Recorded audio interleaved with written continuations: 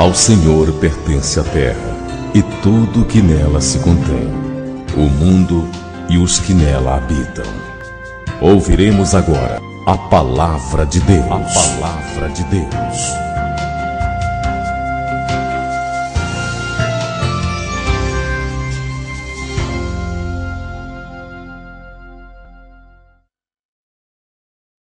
Que as palavras dos meus lábios e o meditar do meu coração sejam agradáveis na tua presença, Senhor, rocha minha, redentor meu.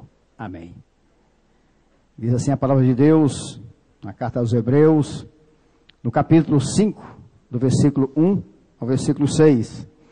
Porque todo sumo sacerdote, sendo tomado dentre os homens, é constituído nas coisas concernentes a Deus, a favor dos homens, para oferecer tanto dons como sacrifícios pelos pecados. E é capaz de condoer-se dos ignorantes e dos que erram, pois também ele mesmo está rodeado de fraquezas. E por esta razão, deve oferecer sacrifício pelos pecados, tanto do povo como de si mesmo. Ninguém, pois, toma esta honra para si mesmo, senão quando chamado por Deus, como aconteceu com Arão. Assim também, Cristo a si mesmo não se glorificou para se tornar sumo sacerdote, mas o glorificou aquele que lhe disse: Tu és meu filho, eu hoje te gerei.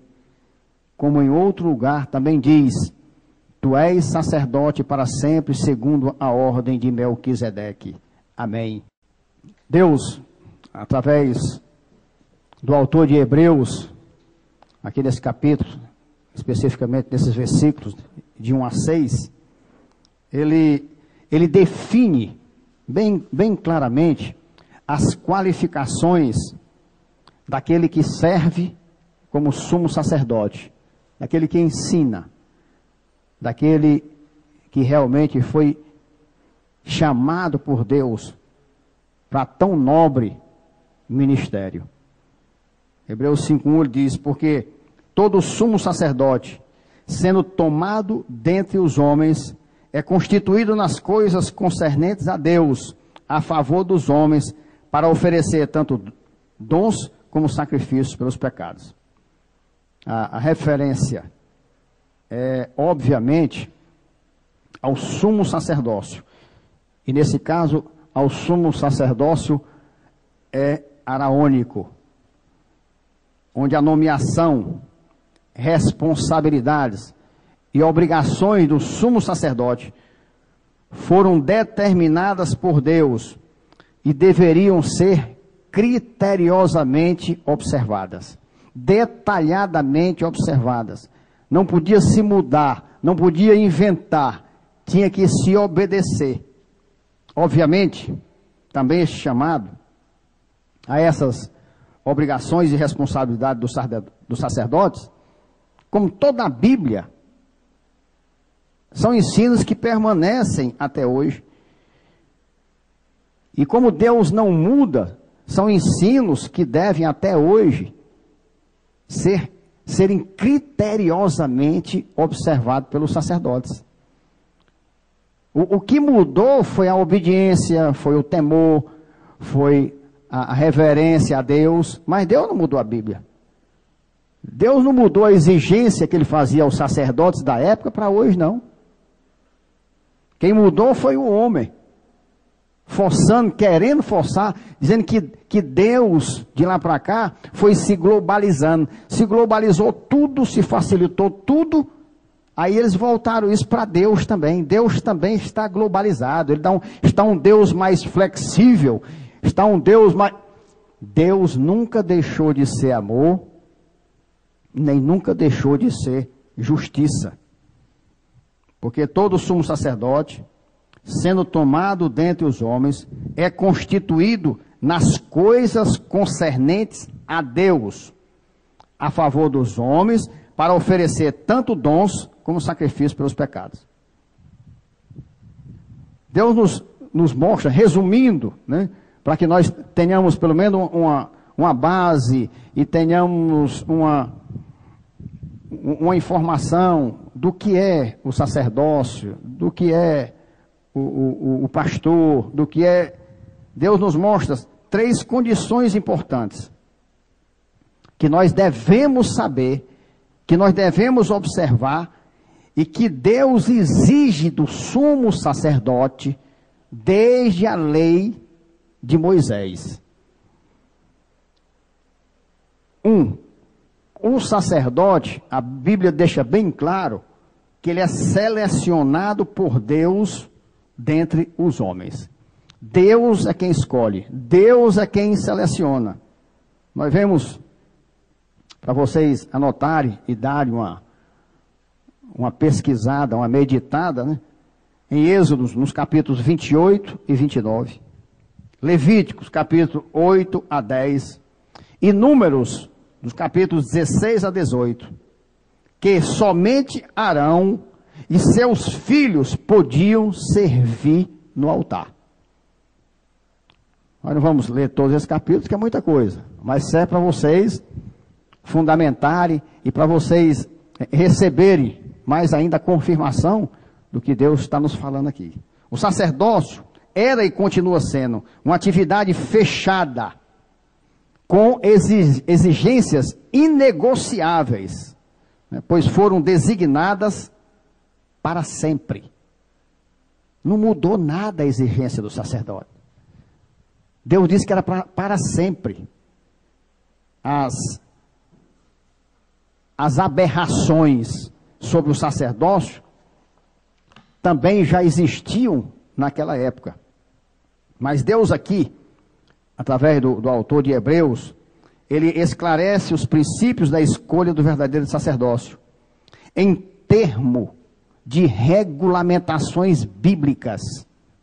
Aí a gente vai ver, quando se fala realmente de falsos pastores, falsos sacerdotes, fosse para a Bíblia, se o crente, se o cristão fosse pegar o manual e enquadrar naquilo que Deus disse que era o sacerdote, ele não caía nos laços. E logicamente, o mercenário, o falso sacerdote, ele não vai pregar contra ele. Ele vai inventar uma nova Bíblia, uma nova lei, um novo evangelho, para ele se enquadrar e o povo enganado aceitar. Mas a verdadeira igreja, ela exige a pregação da palavra como num todo. O verdadeiro cristão, ele deve conhecer o sacerdócio criado, chamado, exigido por Deus. Outra condição é que um sacerdote deve ser designado. Isso quer dizer que um sacerdote não se autodesigna, mas é designado por Deus. Porque o ofício do sumo sacerdote é baseado no chamado divino. Ele não pode se autodesignar. Como toda a Bíblia mostra, ele tem que ser designado, ele tem que ser chamado por Deus. Hebreus 5:4. Ninguém, pois, toma esta honra para si mesmo, senão quando chamado por Deus, como aconteceu com Arão. Então ninguém pode se autodesignar. Ninguém pode dizer, eu sou sacerdote, eu sou pastor, eu sou... Tem que haver a comprovação de um chamado, que Deus está designando ele. Aqui é muito claro, ninguém, pois, toma essa honra para si mesmo. A honra de ser sacerdote, a honra de estar conduzindo o rebanho de Jesus. E a palavra diz, senão quando chamado por Deus, como aconteceu com Arão. E a terceira condição que nós colocamos aqui, básica, para a gente conhecer sobre o sacerdócio, que tem muito mais, mas que é exigida pelo sumo sacerdote, que é a de oferecer sacrifício. Nós vamos detalhar mais sobre a oferta de sacrifício, quando nós falarmos do versículo 3. Mas no versículo 2, o Senhor nos lembra as características que um sumo sacerdote deve ter com relação ao tratamento com o povo de Deus. Ele diz em Hebreus 5:2, e é capaz de condoer-se dos ignorantes e dos que erram, pois também ele mesmo está rodeado de fraquezas. Lógico que aqui você pode interpretar do jeito que quiser, como o diabo gosta. Tá vendo? Você tem que passar a mão no pecado. Olha, tá vendo aí, ó? É porque Olha a palavra ignorantes.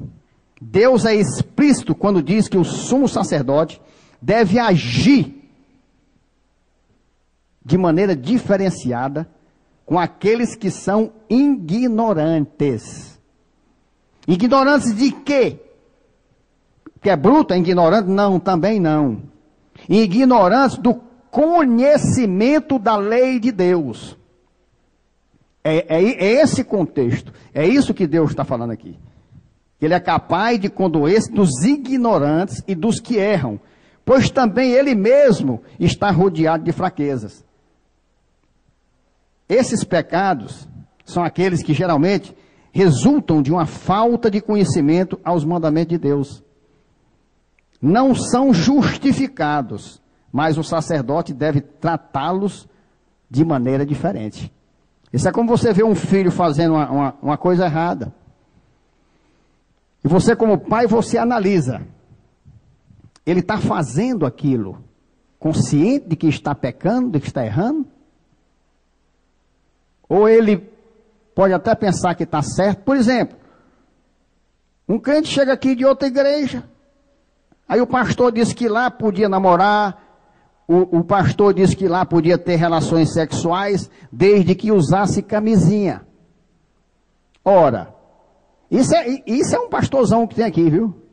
Já falei umas 10 vezes. Parece aí, diz que é pastor de jovens, parece aí na televisão, conhecido. Diz que nos gabinetes, diz que para os jovens pode ter relação sexual. Mas use camisinha, viu? Use camisinha. Você veja a que nível o diabo está entrando nas igrejas. Logicamente, como é que se pode dizer que isso é um sacerdote? Pode-se até dizer, se nós tivermos conhecimento, que os servos de Satanás também podem ser chamados de sacerdotes. Aí você pode dizer que é um sacerdote do diabo. Porque ele simplesmente crucifica de novo Jesus na cruz quando manda um jovem se prostituir. Apenas que ele se precavenha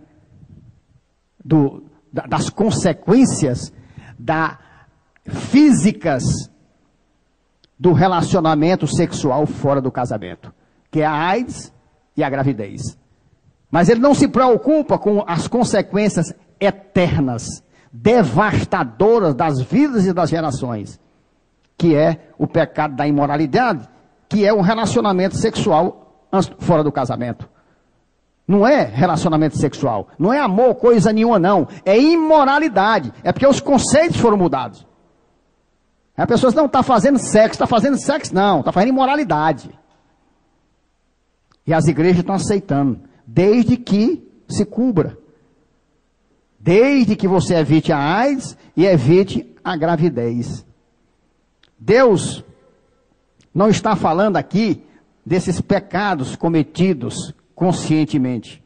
Pecados intencionais praticados por aqueles que, apesar de conhecer a lei de Deus com a mente, têm um coração pecaminoso. Conhece a lei de Deus, sabe, mas é contra ela, é rebelde, não aceita. É o que nós tivemos aqui hoje. Uma jovem vem se prostituindo, vem uma prostituta para cá, vem de fora, eu posso tirar ela, excomungar ela? Não posso.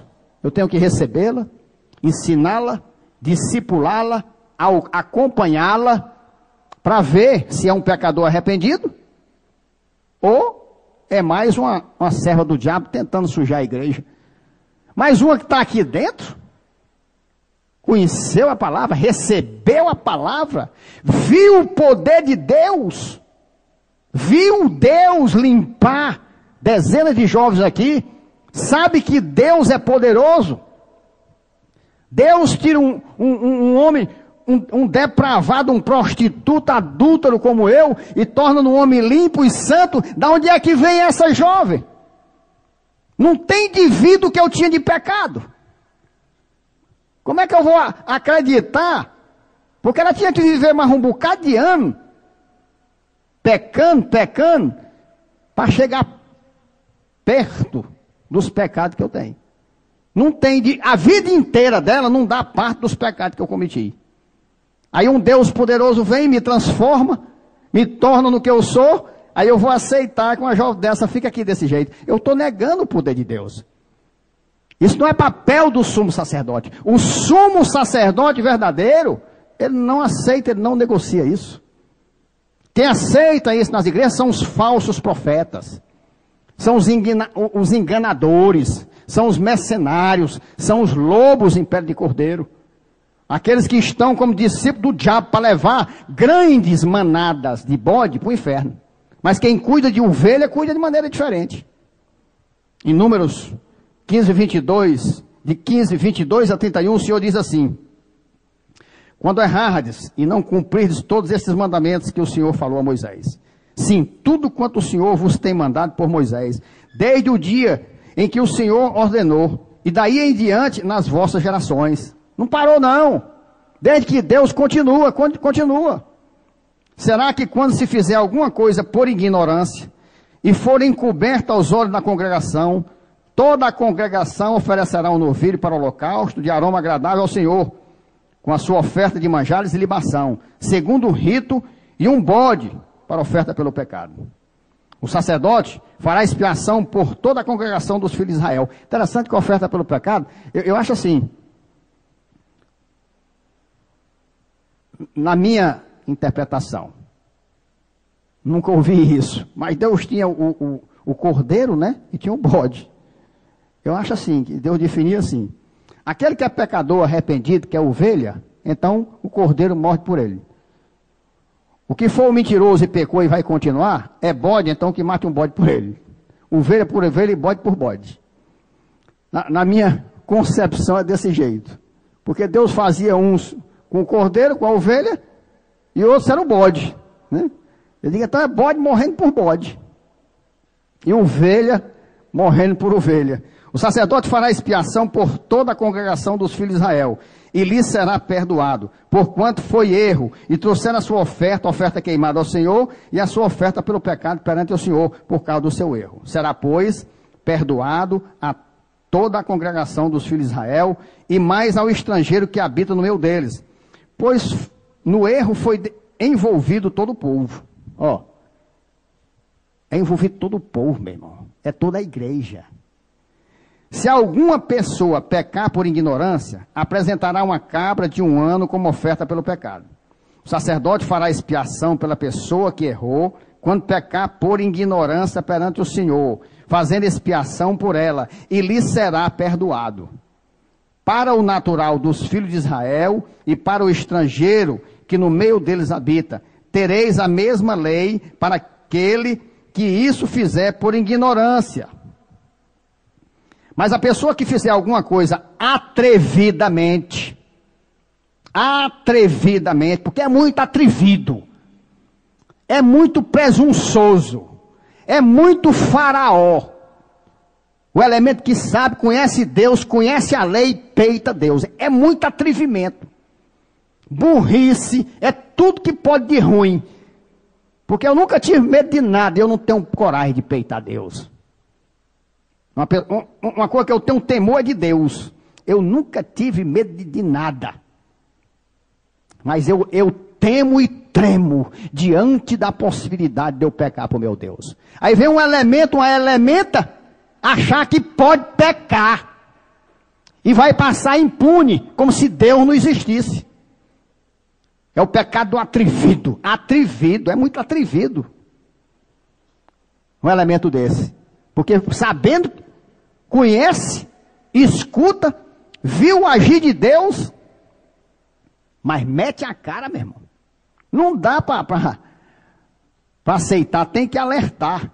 Mas a pessoa que fizer alguma coisa atrevidamente, quer seja dos naturais, quer dos estrangeiros, injuria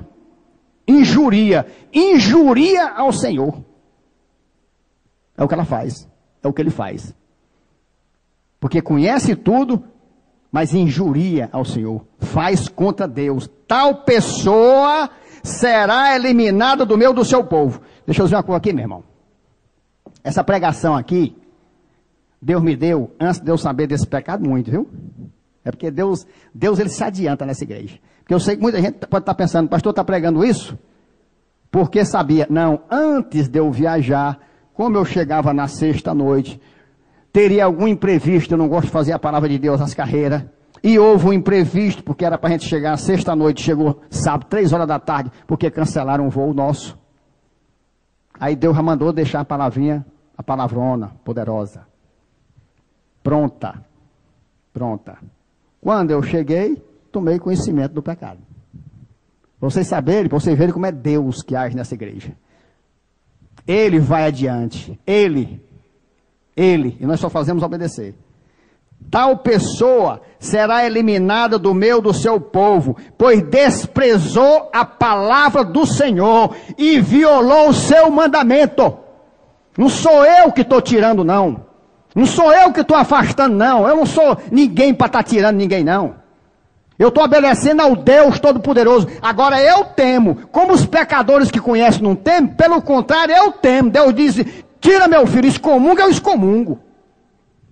Ele disse aqui, tal pessoa será eliminada do meio do seu povo, pois desprezou a palavra do Senhor e violou o seu mandamento. Será eliminada essa pessoa e sua iniquidade será sobre ela e não sobre a igreja. Porque quem fica do lado do pecador recebe a iniquidade junto, recebe o pecado junto. Esse negocinho de coração bondoso não tem nenhum bom sequer, bom é Deus. A gente tem que obedecer a Deus. Está aqui a palavra. Deus não disse que é assim, como é que eu vou fazer? Não, ai bichinha. Pois quem quiser, fique do lado. Tem a pena do coitadinho. Eu não tenho, eu vou orar para que haja arrependimento e restauração. Como todo pastor devia fazer. Mas passar a mão no pecado, quando Deus diz assim, rapaz, injuriou o Senhor, tem que ser eliminado do povo, desprezou a palavra, violou o mandamento, tem que ser eliminada essa pessoa, sua iniquidade tem que ser sobre ela. Levítico 22:14, se alguém por ignorância comer a coisa sagrada, ajuntar-se-lhe-á a sua quinta parte e a dará ao sacerdote com a coisa sagrada. Diferente, ignorância, vamos tratar. A pessoa não tomou conhecimento. É exatamente o pai analisar se o filho está agindo com estultícia, está sabendo o que está fazendo, ou errou por ignorância. Por exemplo, o filho vê o carro do pai, aí pega, se eu vou limpar o carro do meu pai, eu vou fazer algo que agrade ao meu pai. Aí vai no armário e pega que boa. Aí diz assim, eu vou limpar o carro, vai ficar bem limpinho. Que eu vejo a minha mãe e lavar o vaso com tudo, fica brilhando. Eu quero o carro do meu pai brilhando. Aí taca que boa. Acabou o carro do pai. O que foi isso aí? Por ignorância. A motivação foi boa. Mas fez por ignorância. Não pode se tratar como se trata um erro premeditado. Você sabendo que está errado e faz. A diferença é grande. Deus trata nisso. O sumo sacerdote nunca deve fechar os olhos para o pecado. Nem deixar de perdoar o pecador. Mas para isso, ele mesmo tem que se reconhecer pecador e lutar contra as suas tentações. Você sabe por que os pastores não combate o pecado e não combate o pecador que não quer largar o pecado? Porque ele mesmo, ele não reconhece o pecado nele. Ele não tem autoridade para combater. Ele não tem força para lutar contra as tentações dele próprio. Aí ele não tem autoridade para exigir que alguém faça isso. Aí o diabo entra na igreja e toma de conta. É interessante que quando o sacerdote luta contra seus pecados, é muito tremendo. Na prática, quando a gente vê a palavra de Deus, é deliciosa. Porque quando o sacerdote luta contra seus pecados, ele se identifica com aqueles que também lutam e sofrem com o pecado. Aí ele tem alegria em conduzi-los a Deus. Isso acontece comigo. Eu luto contra o pecado, eu me identifico com aqueles que lutam. Eu vejo que ele tem vontade, ele combate, ele me dá um amor, me dá uma comunhão com ele. Da mesma forma, o sacerdote não consegue ter comunhão com aquele pecador, sabe, renitente, cara de pau, cara lisa. Que apesar de conhecer a palavra de Deus, tenta diabolicamente de uma maneira de justificar os seus pecados. É o que acontece. Não adianta. Não adianta. Eu tenho amor, Deus me une. Não estou nem vendo o irmão nem a irmã, mas não está em pecado. Tem hora que Deus me traz assim no coração. Eu abraço no espírito. Eu amo. Nós estávamos aqui no show do talento um dia desse. Aí eu, aqui intertido, Deus me dirigiu especificamente para um irmão. Encheu o meu coração de amor. E mandou me levantar. Vai lá e abraça. Vai lá e abraça. Diz que eu amo. Eu digo, Senhor, está no meio do show do talento, está todo... E Deus me constrangeu, me incomodou. Aproxima, atrai. Da mesma forma que dá a aversão. Antes eu me preocupava, que eu começava a ter algeriza na pessoa. Eu olhava, Senhor, o que estava acontecendo no meu coração, meu Deus? Essa pessoa não estou conseguindo nem chegar perto. Deus, como meu coração é mau. É mau. Mas nesse assunto ele não estava sendo, não. Era o Espírito de Deus que estava me revelando. E da mesma forma a pessoa passa longe de mim, baixa os olhos. Quando passa ali, dá vontade às vezes de eu dar o pé no meio. Porque faz assim. Eu estou aqui, aí passa assim. Porque não consegue olhar na minha cara. Aí dá vontade de eu botar o pé no meio só para ver o... Tropecei, eu disse, você já está tropeçando faz tempo. Mas isso é uma realidade, acontece. Ele não consegue ter comunhão com aquele que permanece no pecado. Que está vendo que conhece a palavra, mas tenta diabolicamente driblar, justificar o pecado. Graças a Deus, eu amadureci. Deus me dá até autoridade para me adiantar. Deus começa a falar no meu coração, agora eu chamo logo. Vem cá, minha irmã. Se você não cair, o óleo está bem pertinho. Não, pastor, vai cair. Não, meu irmão, foi. Deus me revela. Deus me mostra. É lindo, é tremendo. Como semelhante atrai semelhante. Aqueles que estão na luz, nós temos vontade de chegar perto. Os que não estão, me dá uma aversão que agora eu sei mais, que nesse caso, não é meu coração, não. Por reconhecer os seus pecados, é que o sumo sacerdote é capaz de se identificar com aqueles que lutam com o pecado. E por isso, ele deve oferecer sacrifício, tanto pelos pecados dele, como pelo pecado do povo. Aí eu fui levantado como sumo sacerdote para isso. Eu sou fraco, sou pecador. Mas eu estou na luta, eu não aceito. Aí eu vejo o irmão, aí Deus diz que eu tenho que lutar por mim e por ele. Para isso que Deus levantou. Meu filho, ele não sabe. Meu filho, mas eu lhe levantei. Vai lá, é você e ele. Hebreus 5:3. E por esta razão, deve oferecer sacrifício pelos pecados, tanto do povo como de si mesmo. Mas sacrifício pelo pecado do povo que luta para deixar o pecado. Não é do pecador, como o sacerdote passa na mão, não. Entrega teu dízimo aqui, entrega teu dízimo aqui. Teve um dos pregadores lá, dos pregadores lá na conferência, que disse que chegou numa igreja para pregar. Aí, o pastor chegou lá e disse, rapaz, assim, eu quero lhe avisar, não pregue nada sobre adultério, não. Porque o maior dizimista aqui, ele está em adultério. Aí ele disse assim, então eu vou... Não, mas não pregue contra quem bebe também, não. Porque o outro, maior dizimista também aqui, gosta de uma cachaçinha. Isso ele falando agora na conferência. Aí disse mais umas duas. Aí ele disse, rapaz, O que é que eu vou pregar? Aí um lá atrás respondeu, pregue contra o judeu que não tem nenhum aqui. Você já pensou? Mas é desse jeito mesmo.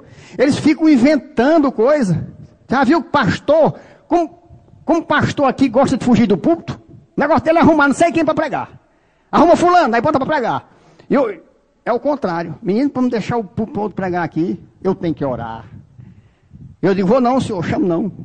Aí Deus disse para mim, rapaz, tu não é o único não, rapaz.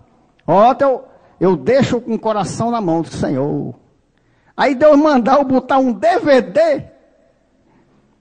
Mas eu entendi que era mensagem. É melhor um DVD de uma mensagem de Deus do que um sepulcro caiado aqui, bem branquinho, bem bonitinho, e a alma velha preta jogando maldição para a igreja. Com certeza, é muito melhor. Eles ficam jogando o púlpito para outras pessoas porque eles não têm o que pregar, não têm autoridade para pregar, não tem nada. Mas precisa de comer o dinheiro do dízimo. Aí ele tem que estar lá inventando. O negócio dele é chamar gente para pregar. Ele mesmo prega de 2 em 2 meses, de 3 em 3 meses. Neste versículo, Deus relata o sumo sacerdote no Antigo Testamento. Ele está se referindo ao ritual anual de entrada no lugar santíssimo no dia da expiação, que era no 10º dia do 7º mês de Tisri. E que Deus determina de maneira, na nova aliança, da mesma forma, a posição do sacerdote. Está na presença de Deus, por ele e pelo povo, no sumo sacerdote, que fez o único sacrifício. E agora eu não entro mais para sacrificar. Eu entro para clamar, eu entro para interceder, porque o nosso sacerdote já fez o sacrifício único que nos liberta daquele que crê de todos os pecados. Por isso que não deve se aceitar. Você tem que entender que quando o pastor aceita o pecado, é muito mais sério aceitar o pecado na igreja do que se imagina. Presta atenção. Deus pegou o único filho e crucificou na cruz para tirar o pecado da igreja. Aí o pastor vem e aceita o pecado na igreja. Está dizendo assim, Deus, tu matou teu filho na cruz em vão, porque eu sou sacerdote aqui, estou ajeitando aqui. Pensava não, você foi muito radical. Aí tem negócio de chamar pastor Humberto, radical é Deus, meu irmão. Radical é Deus, que pegou o filho dele e botou na cruz pelo um bocado de pecador. Você está pensando que eu fazia isso com a filha minha? Não vou mentir não, meu irmão, fazia não. Cadê o radical, pastor Humberto? Radical. Mas não crucificava a filha dele. Por causa de um bando de pecador. Porque eu sou falho, pecador, dá vontade de eu matar. E Deus vai salvar. Não faço porque é ele que me conduz. Aí como é que vem me chamar de radical?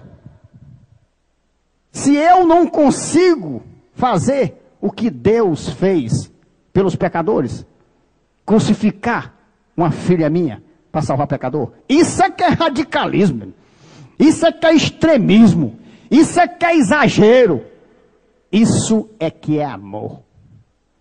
O que é que eu posso fazer por esse Deus que fez isso por mim, pela minha família? Morreu por mim, quando eu estava morto no pecado. Sabe o que é que eu posso fazer, meu irmão?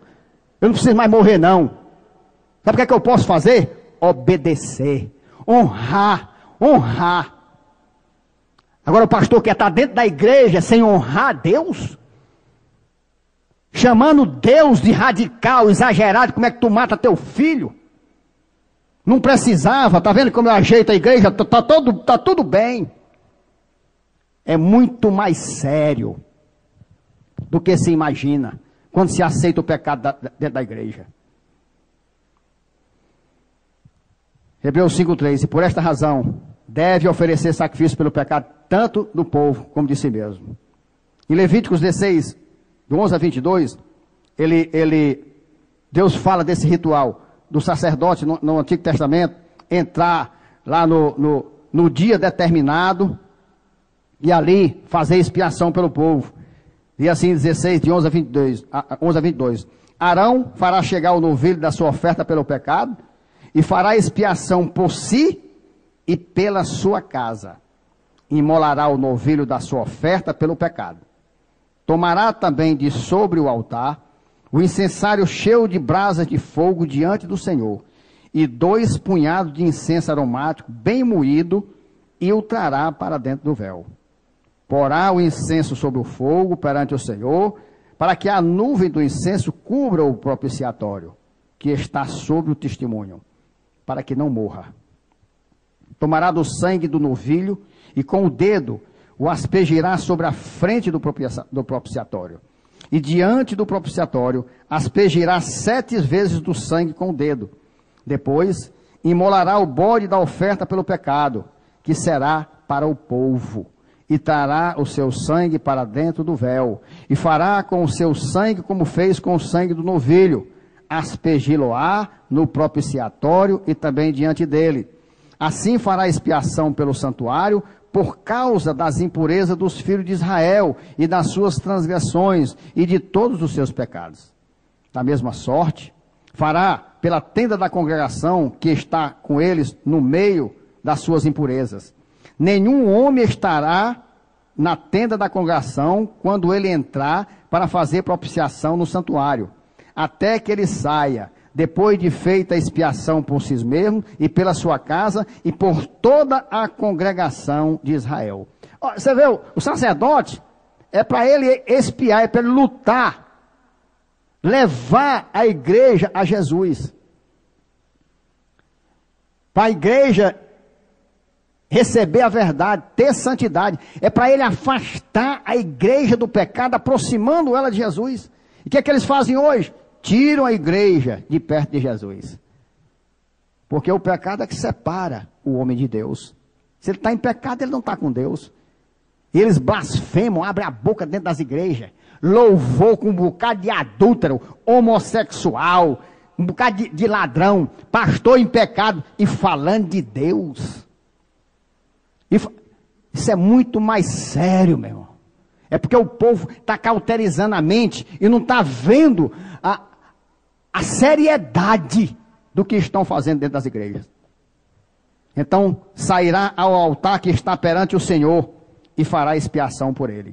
Tomará do sangue do novilho e do sangue do bode e o porá sobre o chifre do altar ao redor. Do sangue aspergirá com o dedo 7 vezes sobre o altar, e o purificará, e o santificará das impurezas dos filhos de Israel. Havendo, pois, acabado de fazer expiação pelo santuário, pela tenda da congregação e pelo altar, então fará chegar o bode vivo. Arão porá ambas as mãos sobre a cabeça do bode vivo, e sobre ele confessará todas as iniquidades dos filhos de Israel, todas as suas transgressões e todos os seus pecados. E os porá sobre a cabeça do bode, e enviá-lo-á ao deserto, pela mão de um homem à disposição para isso. Assim aquele bode levará sobre si todas as iniquidades dele para a terra solitária, e o homem soltará o bode no deserto. Nesse texto de Hebreus, Deus, através do autor, ele faz aqui um paralelo entre o sumo sacerdote levítico e o nosso grande sumo sacerdote. Logicamente, nem tudo na comparação é igual. E a maior diferença é que Jesus não tem necessidade de repetir os sacrifícios, pois fez isto uma vez por todas, quando a si mesmo se ofereceu. Hebreus 7, 27. Que não tem necessidade, como sumos sacerdotes, de oferecer todos os dias sacrifício. Primeiro por seus próprios pecados, depois pelo do povo. Porque fez isto uma vez por todas, quando a si mesmo se ofereceu. Então, quando Jesus se ofereceu como o sacrifício vivo, único, definitivo, aqueles que estão nele estão livres do pecado. Então, a pessoa que está em pecado não pode dizer que está com Jesus. Antigamente poderia dizer, porque o sacerdote ia lá e tinha que toda vez fazer expiação por ele, pela casa dele, pelo povo, fazer pelo altar, para purificar o altar, pela tenda da congregação, mas Jesus não justifica mais. O certo, sabe o que é? É o que nós vimos aqui na frente, no começo do culto. Homens e mulheres em santidade, porque estão em Jesus.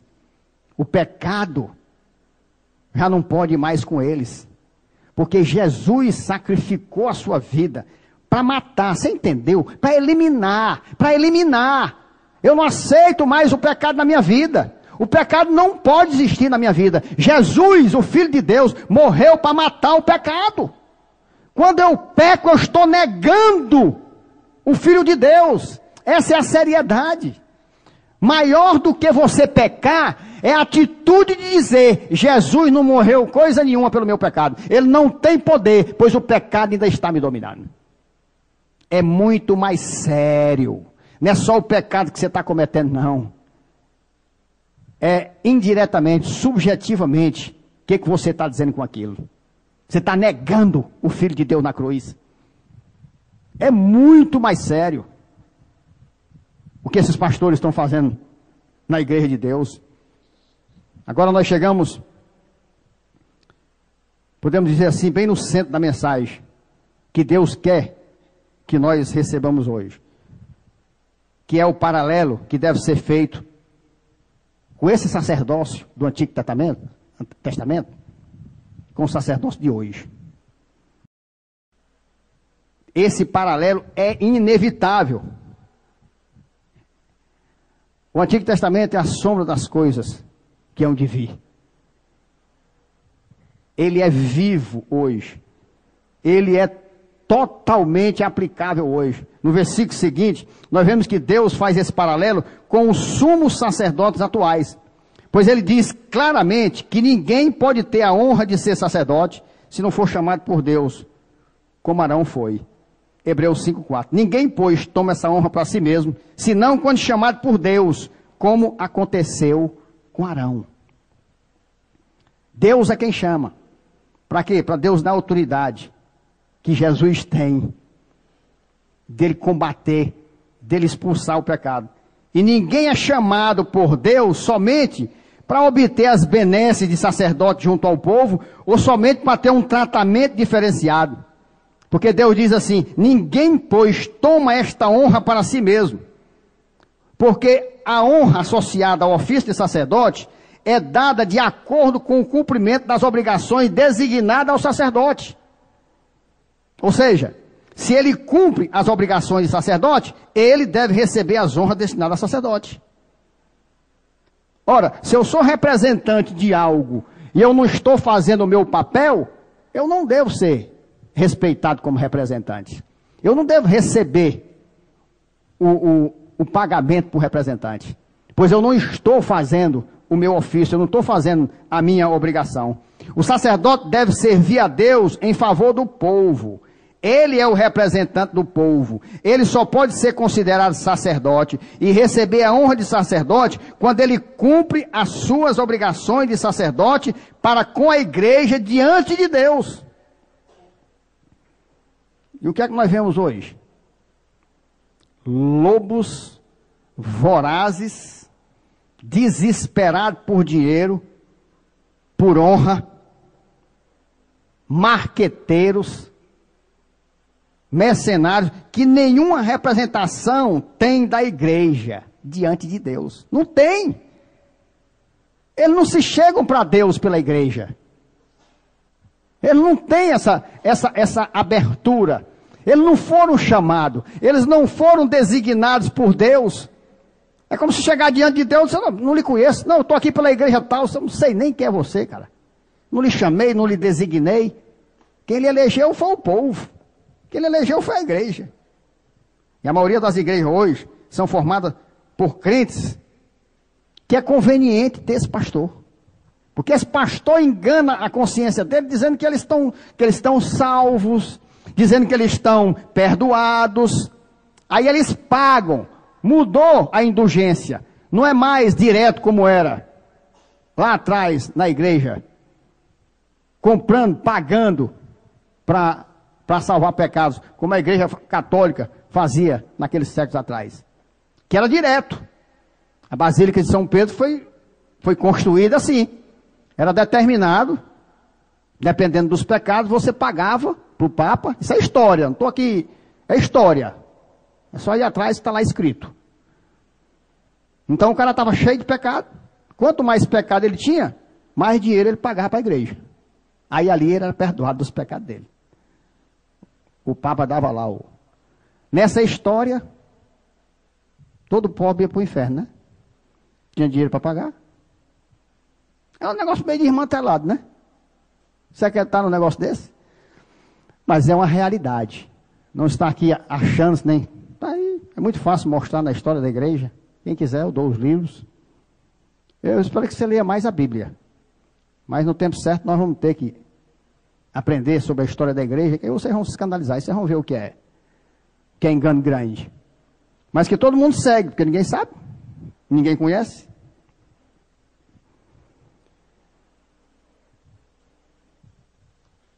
Então, hoje essas igrejas são formadas por esses crentes, essa troca de engano. Eles pagam, dão o dízimo, aí o pastor diz que pode roubar, pode adulterar, não deixa a tua mulher descobrir, pode beber, pode se prostituir, o jovem pode ficar, mas o dízimo é alto. As multidões são grandes, a riqueza está truando. É exatamente a Babilônia. Eles só querem a bênção do Deus, né? Mas não querem o Deus da bênção. E assim são chefiadas por sacerdotes que só querem as honras, né? E se esquivam das obrigações. Para mim são os piores que tem. Com relação à vida material, tem duas classes, que eu digo que essas vão ser amaldiçoadas até, são os médicos mercenários, com relação à vida material, que negociam vida de pessoas, não querem saber o que elas vão passar, o que vão sofrer, mas negociam com vidas. E os pastores que negociam com almas. Esses, meu irmão, pense em duas classes, que vai pagar um preço. Eu chego até a pensar que no inferno tem escalão, sabe? Porque tem uns cabras tão ruins que eu digo assim, senhor, tem uns que tem que ficar alguns metros abaixo do inferno. Que o inferno ainda vai ser pouco para eles. De tão ruim, de tão maldosos, de tão perversos e desobedientes a Deus que são. Não é por acaso que tanto Deus advertiu tanto contra esses lobos transvestidos de pastores. Vamos lembrar aqui que Deus falou em Ezequiel 22, de 25 a 30. Ele diz assim: conspiração dos seus profetas há no meio dela. Como um leão que ruge, que arrebata a presa, assim eles devoram as almas. Olha aí, olha o profeta dizendo o que ia acontecer hoje. Tesouros e coisas preciosas tomam, multiplicam as viúvas no meio dela. Os seus sacerdotes transgridem a minha lei e profanam as minhas coisas santas. Entre o santo e o profano não fazem diferença, nem discernem o imundo do limpo, e dos meus sábados esconde os olhos. A igreja contemporânea, a maioria. E assim sou profanado no meio deles. Os seus príncipes, no meio delas, são como os lobos que arrebatam a presa para derramarem o sangue, para destruírem as almas e ganharem lucro desonesto. Isso é a palavra de Deus, meu irmão, está na Bíblia. Não sou eu dizendo o que eu acho, não. Os seus profetas lhe encobrem isso com cal, por visões falsas. É o sepulcro caiado, bem branquinho, mais branco que essa parede, e dentro é podre. E Deus chama de sepulcro caiado. Predizendo mentiras e dizendo, assim diz o Senhor Deus, sem que o Senhor tenha falado. Contra o povo da terra praticam extorsão, andam roubando, fazem violência ao aflito e ao necessitado e ao estrangeiro, oprimem sem razão. Busquei entre eles um homem que tapasse o muro e se colocasse na brecha perante mim, a favor dessa terra, para que eu não a destruísse, mas ninguém achei. Aí lá em Ezequiel 34, de 1 a 10, ele diz assim: veio a minha palavra do Senhor dizendo, filho do homem, profetiza contra os pastores de Israel, profetiza e diz-lhes. Um pastor Humberto profetiza contra os pastores, está aqui na palavra, rapaz. Sou eu não, é Deus mandando. Profetiza contra os pastores de Israel, profetiza e diz-lhes. Assim diz o Senhor Deus: ai dos pastores de Israel, que se apacentam a si mesmos. Você lembra o que Deus disse para Pedro? Pedro, tu me ama? Apacenta minhas ovelhas. Pedro, 3 vezes. O que diz daqui? Ai dos pastores, que em vez de apacentar as ovelhas, apacentam a si mesmos. Não apacentarão os pastores as ovelhas? Comeis a gordura, vestivos de lã e degolais o cevado, mas não apacentais as ovelhas. Sabe o que é degolar o cevado? O cevado era aquele animal que toda pessoa tinha, para quando chegar uma pessoa muito importante na casa. Toda casa tinha um animal ali especial. O rei chegava, ou então a autoridade, aí ele matava aquele animal. Porque era uma pessoa especial que chegou. É o que o falso pastor faz aqui. Ele come a gordura, se veste de lã, degola o cevado, o melhor que o cara tem, mas não apacentais as ovelhas. É o que Deus está dizendo aqui. É o que acontece aí. A fraca não fortaleceste, a doente não curaste, a quebrada não ligaste, a desgarrada não tornaste a trazer, e a perdida não buscaste, mas dominais sobre elas com rigor e dureza. Assim se espalharam por não haver pastor, e se tornaram pasto para todas as feras do campo. As minhas ovelhas andam desgarradas por todos os montes, e por todo elevado outeiro. As minhas ovelhas andam espalhadas por toda a terra, sem haver quem as procure ou quem as busque. Portanto, ó pastores, ouvi a palavra do Senhor, tão certo como eu vivo, diz o Senhor Deus, visto que as minhas ovelhas foram entregues à rapina, e se tornaram pasto para todas as feras do campo, por não haver pastor, e que os meus pastores não procuram as minhas ovelhas, pois se apacentam a si mesmos, e não apacentam as minhas ovelhas. Portanto, ó pastores, ouvi a palavra do Senhor, assim diz o Senhor Deus, eis que eu estou contra os pastores, e deles demandarei as minhas ovelhas, porei termo no seu pastoreio, e não se apacentarão mais a si mesmos. Livrarei as minhas ovelhas da sua boca, para que já não lhes sirvam de pasto. É Deus que está dizendo para os pastores. Então aí, as ovelhas é pasto deles, mas está aqui o que vai acontecer. É Deus que diz, não é pastor Humberto não. O ódio deles é porque eu relembro a eles. Eu trago à tona a palavra. Aí eles endoidam, se desesperam. Mas vai acontecer isso aqui com eles. Inevitavelmente, é a palavra de Deus. Isaías também, 56, 10 a 12, diz assim: os seus atalaias são cegos, nada sabem. Todos são cães mudos, não podem ladrar. Sonhadores, preguiçosos, gostam de dormir. Gosta de dormir? Orar para quê? Dormir. Eu tenho um bocado de ovelha trabalhando para mim. Aí tem um bocado de pastor aí. É bispo, é apóstolo. Meu dia carona inchada. E o papo cheio das ovelhas. Carrão, riqueza. E um tremendo e abastado e fervente fogo do inferno esperando ele. É o que tem hoje, é o que eles fazem hoje. Sonhadores preguiçosos, gostam de dormir. Pai, Deus é muito, Deus é Deus. Deus foi lá na casa de cada um. Tais cães, olha, isso aqui é Deus, viu? Minha palavra de Deus, não sou eu não, viu? Eles têm raiva de Deus, quem falou aqui foi Deus, foi eu não. Estou só repetindo. Tais cães são gulosos, nunca se fartam. São pastores que nada compreendem. E todos se tornam para o seu caminho. Cada um para a sua ganância. Todos, sem exceção. Vinde, dizem eles. Trarei vinho e nos encharcaremos de bebida forte. O dia de amanhã será como este, e ainda maior e mais famoso. Eita! Quando Jesus voltar, vai acabar com essa festa. Aí vai ter fogo do inferno o resto da vida.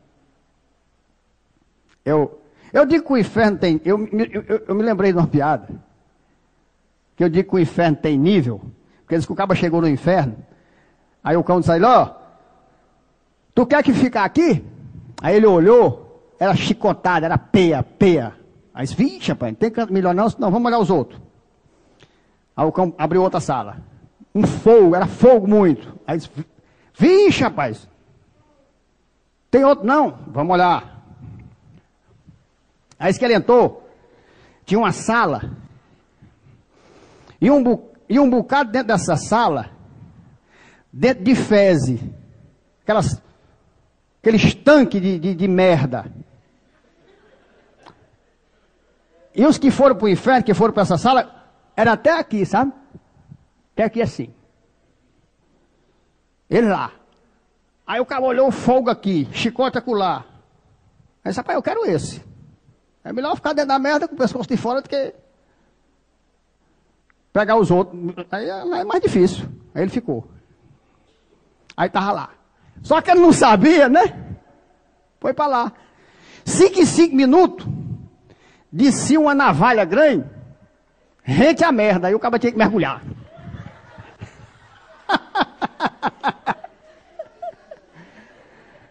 Pensou que ia ficar no bem molho, cabeça de fora. O cabo que vai pro inferno, no mínimo, se o inferno for bom, ele vai mergulhar na merda de 5 em 5 minutos. Olha, foi! Sai os caras. Mergulhar. De sair para tomar banho não, meu irmão. Cabo que tá no pecado, tem é merda para ele. Você sabe por que eu gosto de falar isso? Aí um bocado de imundo, fedorenta merda, imoral, faz coisas absurdas nas escondidas.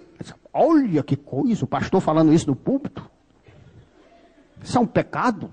O caboclo da boca imunda, do pensamento imundo, adúltero, cheio de pecado, tem coragem de levantar e dizer assim, aí, rapaz, isso é coisa que ele pregue? Isso é coisa que ele... Porque o seu fim bom vai ser esse, miserável. Não se engane, não. Aí eu digo, olha, é que eu pensava, tem nível. Mas, por melhor que seja o nível, pense no negócio ruim, pelo que Deus me fala na Bíblia, o inferno. Eu vou me agarrar com Deus. Eu não quero fazer esse teste, não. Eu prefiro ficar do lado de Deus. Jeremias 2, 7, 9 diz assim, eu vos introduzi numa terra fértil, para que comesse o seu fruto e o seu bem. Mas depois de terdes entrado nela, vós a contaminaste e da minha herança fizeste abominação. Os sacerdotes não disseram, onde está o Senhor? E os que tratavam da lei não me conheceram. Os pastores prevaricaram contra mim. Os profetas profetizaram por Baal e andaram atrás de coisas de nenhum proveito. Portanto, ainda pleitearei convosco, diz o Senhor, e até com os filhos de vossos filhos. Deus vai contra eles. Deus vai se levantar contra eles. Jeremias 23, 1 diz assim, ai dos pastores que destrói e despeçam as ovelhas do meu pasto, diz o Senhor.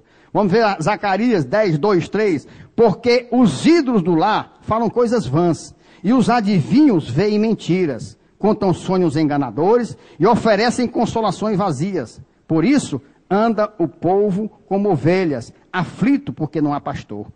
Contra os pastores se acendeu a minha ira, e castigarei os bode-guias. Mas o Senhor dos Exércitos tomará a seu cuidado o rebanho, a casa de Judá, e fará desta o seu cavalo de glória na batalha.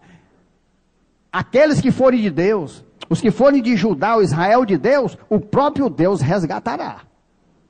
Ficará com esses pastores miseráveis para ir para o inferno, aqueles que são filhos da ira. Aqueles que foram levantados como vaso de desonra. No Novo Testamento, o Senhor também identifica e alerta contra esses falsos sacerdotes e reafirma o seu triste fim. Para não dizer, não, foi no Antigo Testamento, vamos ver no Novo. Em Judas 1, 12 a 15, esses homens são como rochas submersas. Presta atenção. São como rochas submersas. Em vossas festas de fraternidade, banqueteando-se juntos sem qualquer recato. Pastores que a si mesmos se apacentam, nuvens sem água, impelidas pelo vento, árvores em plena estação dos frutos, destes desprovidos, eles não dão frutos. Está na estação de frutos, mas não tem frutos. Duplamente mortas, desarraigadas.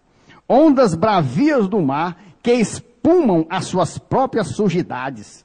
Estrelas errantes para as quais tem sido guardada a negridão das trevas para sempre. O inferno é o que está sendo guardado para esses pastores.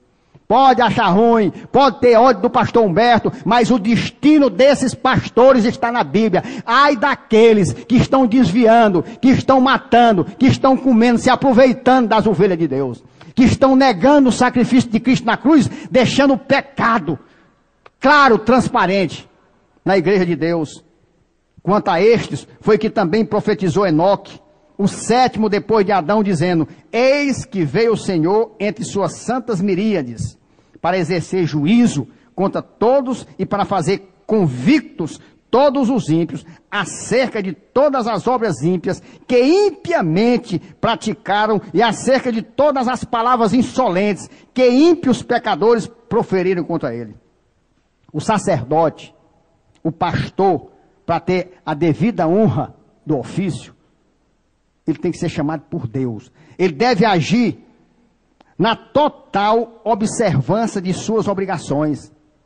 Em Atos 20, 28 diz assim: atendei por vós e por todo o rebanho. Você está vendo? Jesus, o sumo sacerdote, fez um sacrifício total. Ele deixa os representantes aqui, como fosse um representante no Antigo Testamento. Atendei por vós e por todo o rebanho, sobre o qual o Espírito Santo vos constituiu bispo.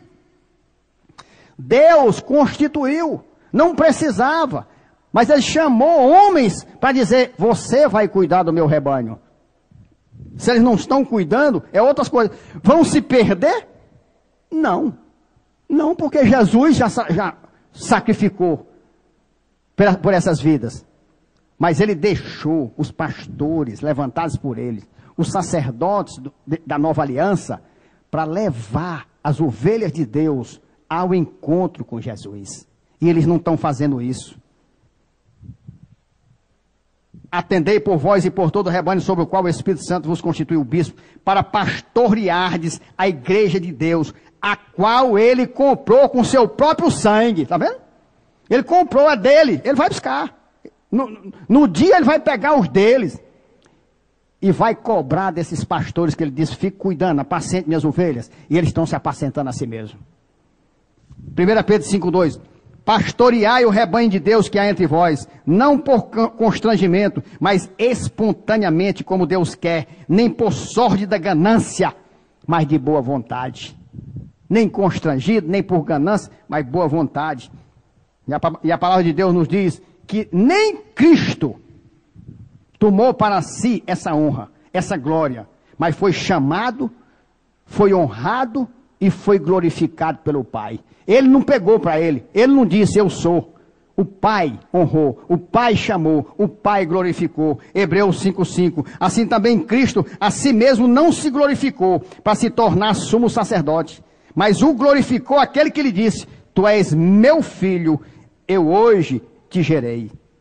Eu fiquei muito feliz quando li que um diretor de seminário, não sei onde foi que eu li, mas que um diretor de seminário, falando para novos alunos, uma classe que ia se iniciar, ele disse: a menos que o Senhor os tenha chamado, nós não os queremos aqui. Achei tremendo. Um diretor de seminário dizer isso: a menos que o Senhor não tenha chamado, nós nos queremos aqui. É o que eu digo: Senhor, não traga para cá quem o Senhor chamou.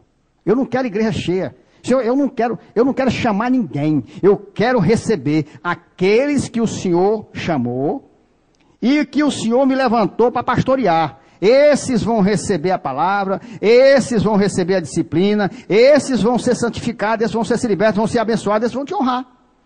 Se eu trouxer, eu vou trazer problema. Que o Senhor traga, que o Senhor chame. Ele diz: fiel é o que vos chama, o qual também o fará. Eu acredito. Por isso que eu não chamo ninguém para a igreja. Eu oro. Eu oro para que Deus traga aquele que Ele quer, aquele que Ele tem um propósito. Por isso que vocês estão aqui. Porque foi Deus que chamou. Foi eu não. Agora tem uma coisa, não adianta ir para outro lugar não. Quando Deus chamar para um canto, você tem que ir para onde Ele mandou. Deus está em todo lugar. Eu vou para outra igreja porque eu não tenho dúvida. Deus é onipresente. Agora você não é não. Você não é onipresente não. E só tem um lugar que Deus quer que você esteja. É esse lugar que você tem que perguntar. Aí o cara quer se comparar com Deus. Eu não vou ficar aqui não, porque Deus está ali também. Tá, Deus está ali também. Mas não é ali que Ele quer. Esse aqui é o problema. E nós não temos que estar onde nós achamos que Deus está. Porque Deus está em todo lugar. Nós temos que estar aonde Deus quer que nós estejamos. A gente goste ou a gente não goste. Essa é que é a verdade. Eu seria pastor. Olha, se Deus dissesse assim, você vai ser abençoado, feliz, tranquilo, seguro, viver na paz que você tem. Pode viver só com sua família. Eu não vou mentir não, meu irmão. Arrumar minhas coisas ligeiro. Mas Ele me chamou. Ele me chamou. Agora, eu não sou louco de porque eu não quero não atender o chamado dele. Aí é outra história. Eu não sou louco. E tem mais. E venho e faço com amor, com zelo e com excelência. Assim, às vezes, eu comparo a mulher submissa.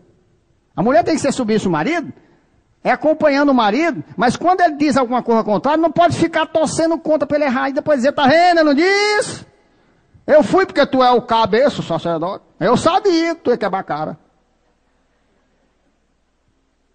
Tem nada a ver com mulher submissa. Isso é contrária, totalmente contrária. Ela tem que ir vestir a camisa. Aquilo que não era a vontade dela, porque Deus levantou o sacerdote e disse para ele, ela tem que vestir a camisa. E dizer, agora é desse jeito, não é mais do meu jeito. Como eu digo para Deus. Oh, Senhor, eu queria muito assim, mas não é mais assim, agora é assim, porque o Senhor quer assim. Isso é submissão, isso é temor, isso é obediência. Isso é reconhecimento que Deus é Deus, que nós não somos nada sem Ele. Um diretor de seminário diz um negócio desse, muito tremendo. Ah, se todos os seminários procedessem assim, com certeza o evangelho estava livre de tantas aberrações formadas em banco de seminário. Tantos e tantos rebeldes, bodes guias, como Deus chama aqui na palavra, bodes guias. Porque o que tem muito aí é bode guia, não é pastor. Qualquer um, para ser empossado no ofício sagrado, deve ter sido chamado por Deus. Do contrário, ele e quem o está ordenando, está fazendo uma afronta a Deus. O povo é de Deus, e somente Deus pode chamar e ordenar aquele escolhido por ele, entregando-lhe a honra de sacerdote.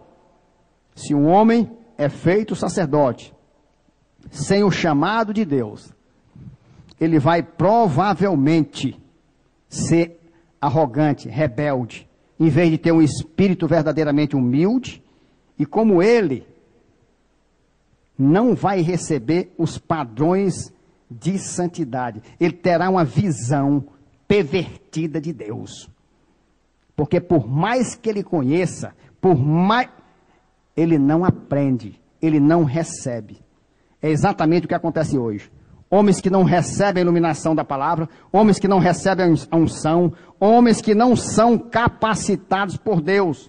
Assume a liderança de multidões, com técnicas de controle de massa, manipulação de mentes, com objetivos escusos e desonestos, totalmente humanos.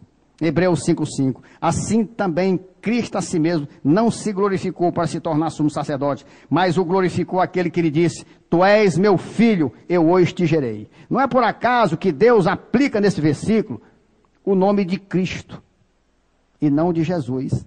Também Cristo a si mesmo não se glorificou, porque Cristo é o nome que descreve o ofício e a obra do Filho de Deus. É aquele que morreu por todos. Arão foi chamado e indicado por Deus. E como vimos, até Cristo a si mesmo não se glorificou para se tornar sumo sacerdote. Observe que o termo honra, em Hebreus 5:4, é sinônimo de glória.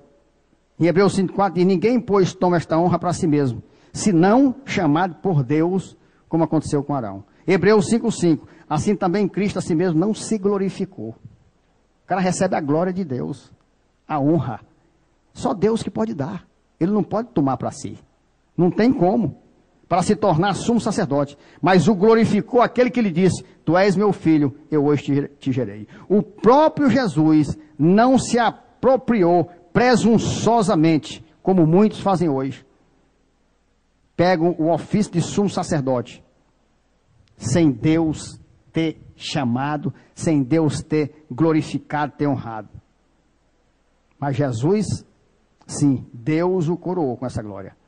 Para deixar claro, o Senhor usa o Salmo 2,7, confirmando que Ele é Pai, né, que chamou o Filho e o honrou com o ofício de sumo sacerdote. Salmo 2,7, proclamarei o decreto do Senhor. Ele me diz: tu és meu filho, eu hoje te gerei.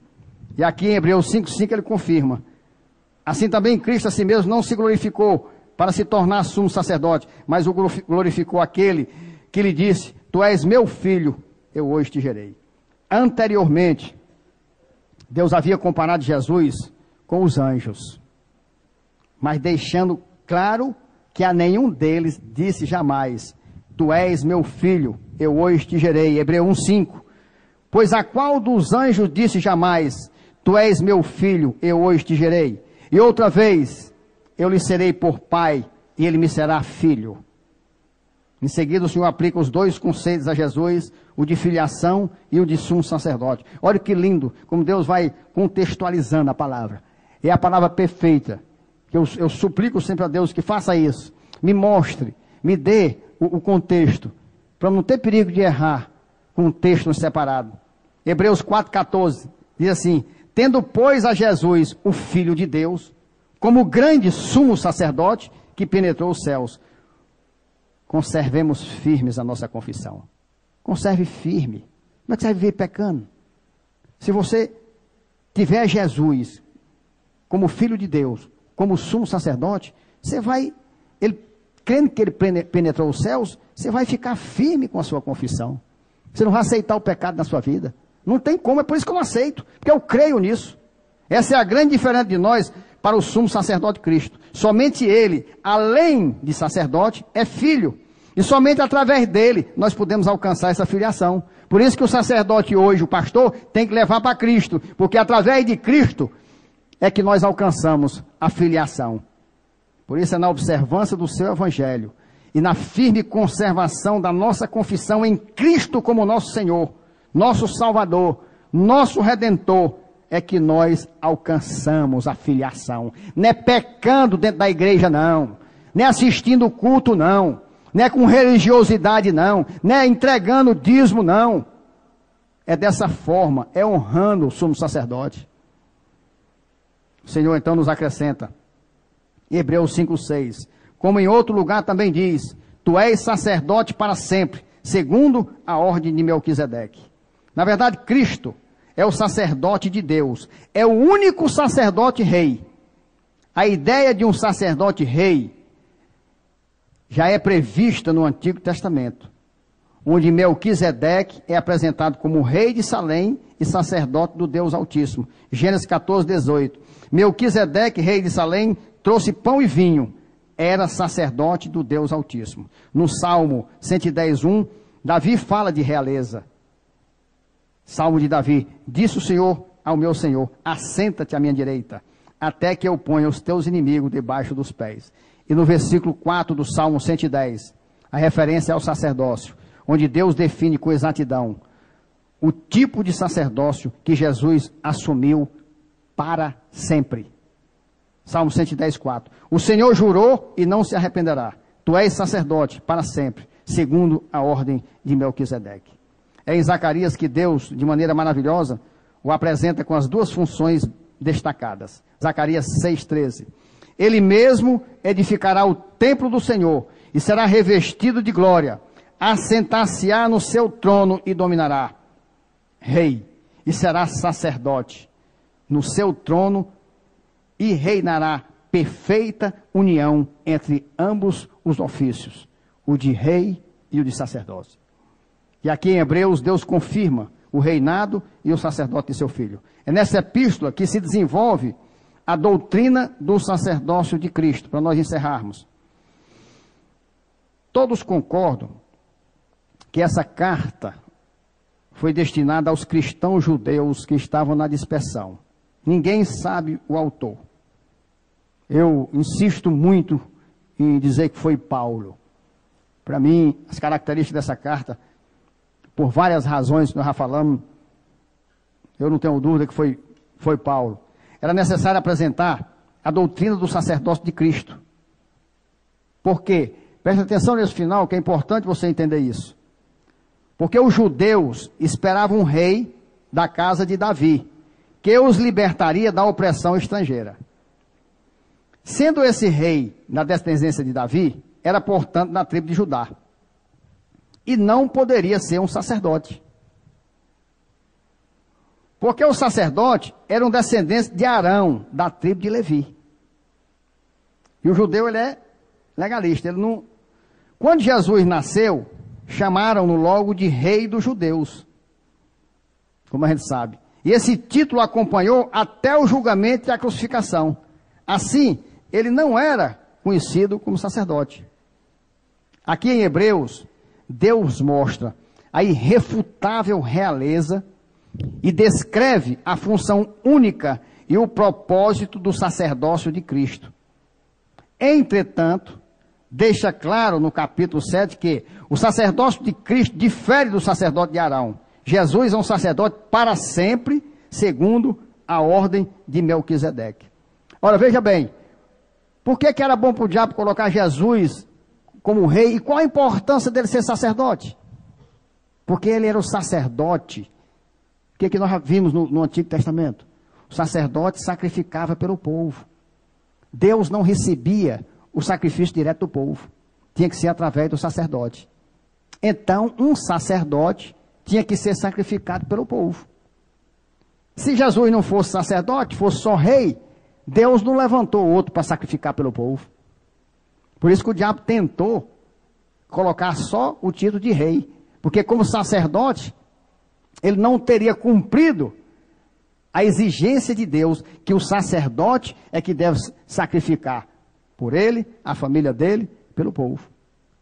E Jesus, como o sacerdote, ele fez isso. Qual foi a diferença? É que ele fez uma vez só. Ele mesmo foi o sacrifício. E nunca mais nós precisamos de sacrifício. Porque foi ali definitivo a expiação. Foi uma vez para sempre. E somente aqueles que foram chamados por Deus é que serão capacitados para seguirem e conduzirem as ovelhas à vontade do sumo e eterno Jesus Cristo. Você entendeu? Então, o sacerdote hoje, você está vendo a importância? O sacerdote hoje, o pastor, ele representa o sumo sacerdote Jesus Cristo, que levou a salvação às ovelhas.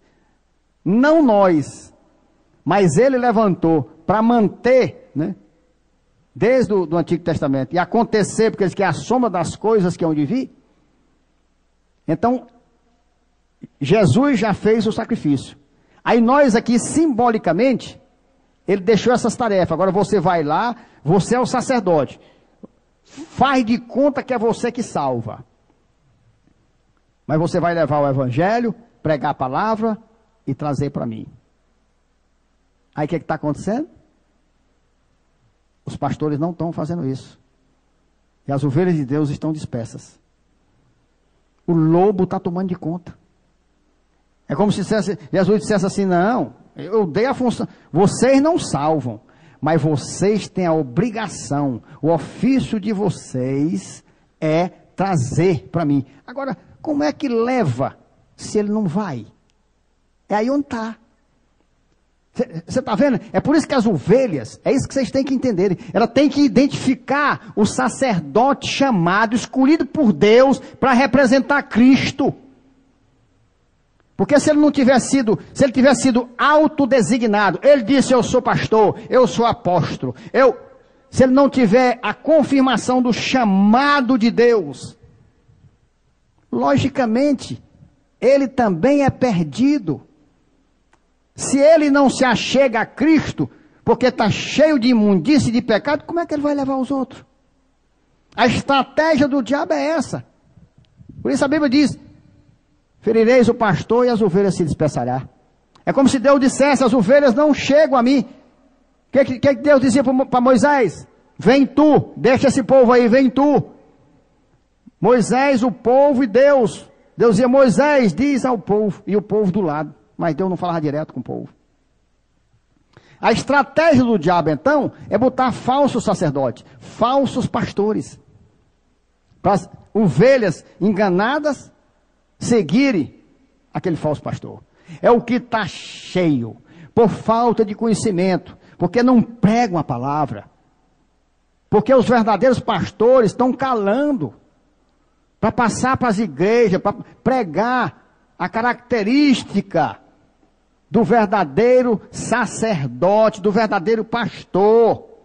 O cara tem que ter autoridade, ele tem que ter sido chamado, ele tem que ter as características, tem que ver nele humildade, não ter ganância, tem que ver nele a empatia pelo pecador arrependido como ele, e a ojeriza pelo pecador mentiroso, aquele renitente que tenta negar o sacrifício de Cristo.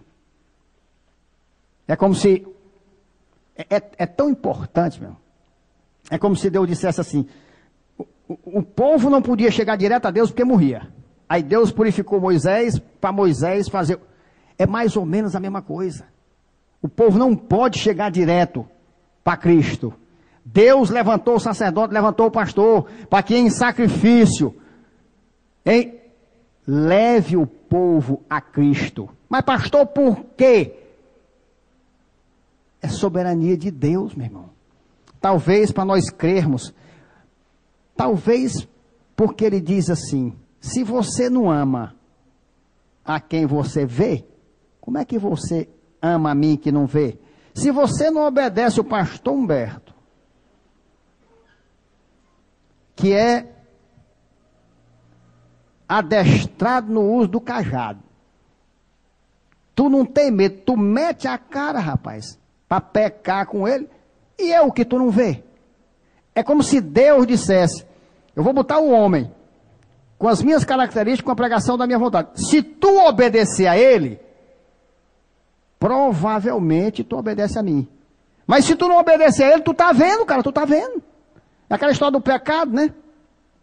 O cara não vê Deus, por isso que ele peca. Porque se ele cresce, sabe, quando eu coloquei na minha mente, no meu coração, que Deus está com os olhos de Deus em todo lugar, rapaz, o pecado começou a desaparecer da minha vida, porque eu comecei a crer que Deus vê. É aquela história do cara que vai pecar. Aí se escandaliza. Eu chegava para os jovens e dizia, olha, quando tu for pecar, quando tu for lá, que tu for na internet, que o diabo te estimular bem, que tu for para o banheiro se masturbar, tu me chama para me ver. Ixi, que é isso, pastor, ficou doido.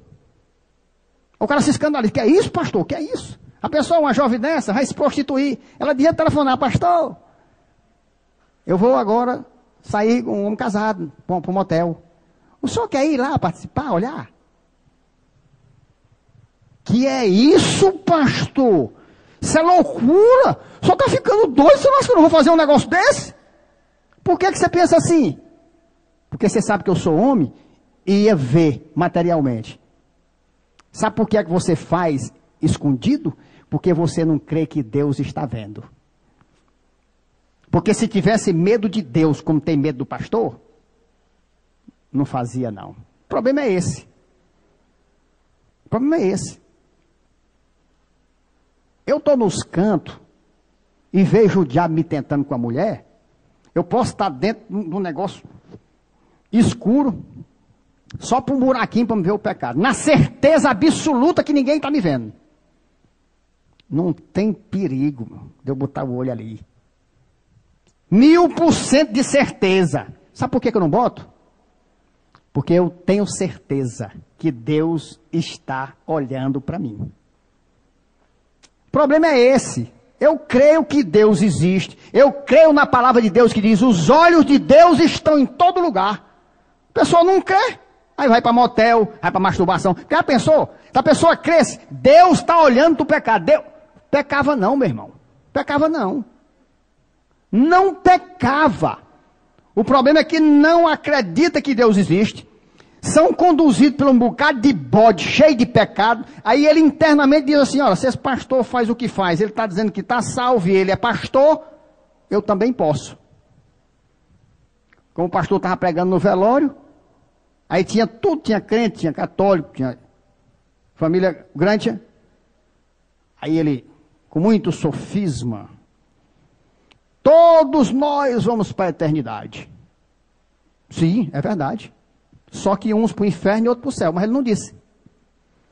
O que é que ele alimentou ali? Aí tem um cara em pecado, em adultério, aí isso aí, ó, tá vendo?